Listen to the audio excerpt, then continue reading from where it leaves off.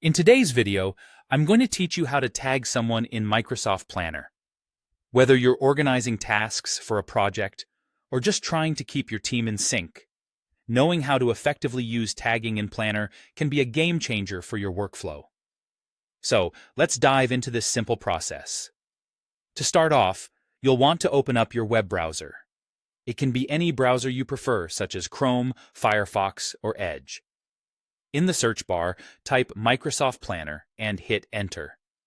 Once the search results load, look for the official Microsoft Planner website and click on it. Next, it's time to sign in. When you're on the Microsoft Planner homepage, you'll notice the Sign In button, usually located at the top right of the page. Click on it to proceed. If you already have a Microsoft 365 account and you've used it on this device before, you might find that you're automatically signed in. However, if you're prompted for your credentials, just enter your email address followed by your password. Then, hit the Sign In button to access your account.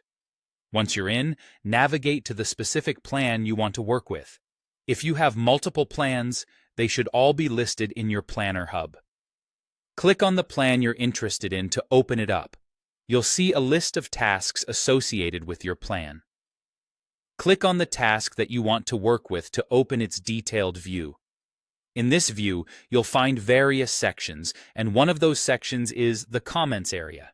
Click into this Comments area to start drafting your message.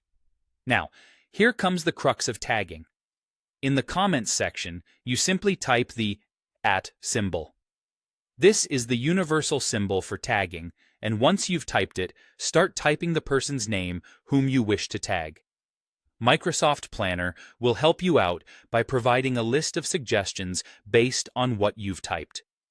From this list, select the person you want to tag. After you've selected their name, finish typing your message and post it by clicking the appropriate button. Once your comment is posted, the person you've tagged will receive a notification. This ensures they are aware of the task or any updates you've made, keeping everyone looped into the project's progress. Alternatively, if the task is meant to be someone's responsibility, you can assign it directly to them. You can do this by clicking on the Assign option. When the list of your team members pops up, simply select the person you want to delegate the task to. This method not only informs them, but also officially designates them as responsible for that task. And that's it. By following these steps, you've now learned how to efficiently tag team members in Microsoft Planner. This can enhance your collaboration and help keep your projects on track. Now it's your turn to try it out.